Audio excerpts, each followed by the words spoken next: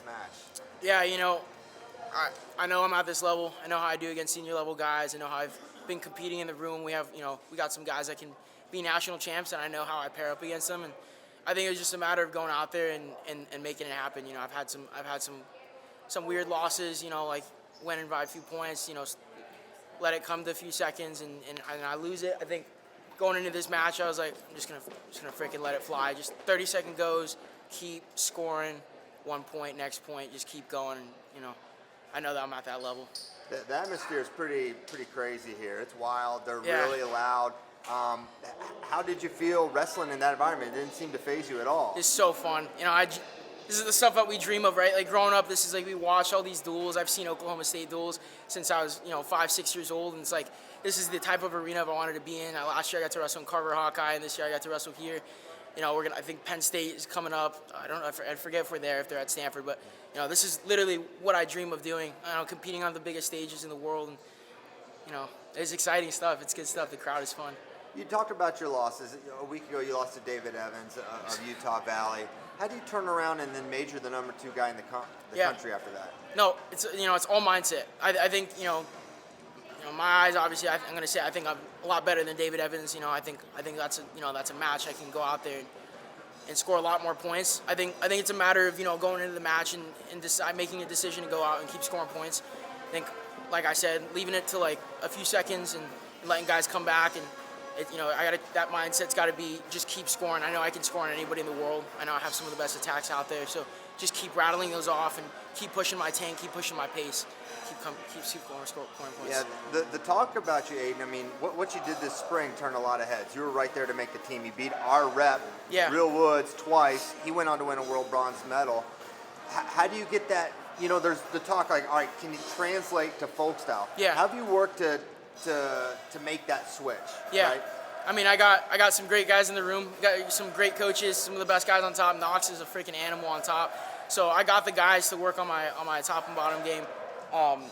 Just spending a lot of hours and making sure I can get out on bottom. It's one of the most important positions here, being able to get out, keep scoring on top and on my feet, and then riding, being vicious on top. I know I'm pretty strong, so utilizing my wrists and my hands, that's important stuff.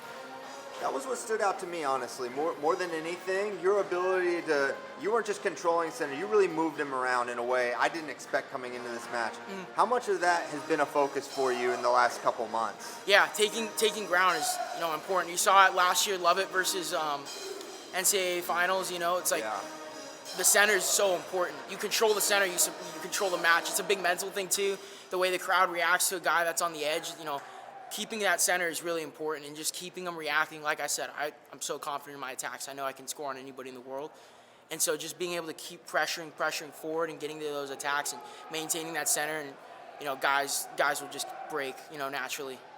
What was the lesson in the Utah Valley match? That you leave the mat, or you leave the arena thinking, all right, this was the lesson? Yeah, I think it was just, not continuing to score. I think allowing the guy to kind of stay in the match, and I think my mindset going into that is I'm going to score some points, and then I'll kind of hang on, maybe get a re-attack, and I got to attack out there. It's just got to be vicious. Keep going. My mindset in this match specifically was just like 30-second goes. Just keep going. I go with Hayden. Hayden and I are we have some scraps in the room. Yeah. It's really fun. So it's kind of like my mindset was like, I'm wrestling Hayden and I'm wrestling Daniel Cardenas right now. 30 seconds, just keep scoring. Get another one. 0-0 score. I got to get another takedown. 0-0. Keep going. So it's kind of my mindset going into this match, and obviously we put up the points we want to put up. Yeah, I'm watching you wrestle, and I'm thinking Aden Valencia can win a national title this year. Do you agree with that? Do you believe that? I believe that 100%. I wouldn't come out here to do anything else than to be a national champ, and I want more than that. I want world titles this year too. I want national titles. I want to have a dominant national performance just like that. I want a world title this year, and we're chasing 2028. It's been a dream of mine since I was 4 years old, and that's what I'm coming for. Everything. Still at 65?